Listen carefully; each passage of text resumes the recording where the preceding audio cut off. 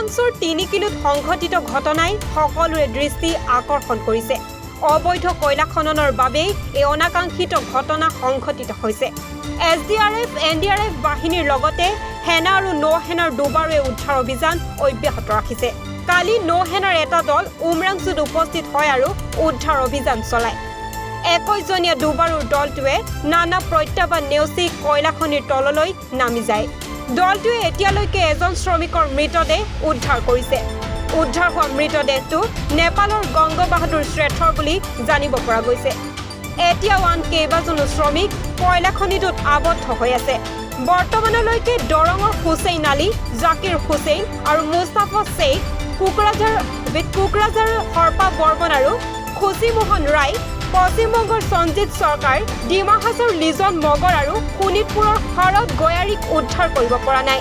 উমৰাংচুত অতি গোপনে পিনুছ নুনিছা নামৰ এজন ব্যক্তিয়ে অবৈধভাৱে কয়লা খনন কৰি থকাৰ বাবে এই দুৰ্ঘটনা সংঘটিত হৈছে। আৰক্ষীয়ে ইতিমধ্যে পিনুছ নুনিছাক গ্ৰেপ্তাৰ কৰিছে।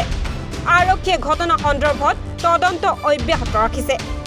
Bureau report, any Bharat 24। নমস্কাৰ, মোৰ নাম নিৰুপম শইকীয়া। এনি ভাৰত 24 এটা নতুন অনুষ্ঠান লৈ আহি আছে, জুবিনৰ গানে কি আনে। তাৰ অডিশ্যনসমূহ অসমৰ প্ৰত্যেকটো ডিষ্ট্ৰিক্টত হ'ব আৰু এটা ৰিয়েলিটি শ্ব' হয়। আপোনালোকে দিয়া ফোন নম্বৰ যোগাযোগ কৰিব পাৰে আৰু আপোনালোকৰ ওচৰলৈ এনেও গৈ আছে তেওঁলোক, আৰু আশাবাদী যে আপোনালোকে এই অনুষ্ঠানটোত ভাগ ল'ব আৰু আশা থাকিল যে আমি খুব সুন্দৰ সুন্দৰ গায়ক দেখিবলৈ পাম। ধন্যবাদ।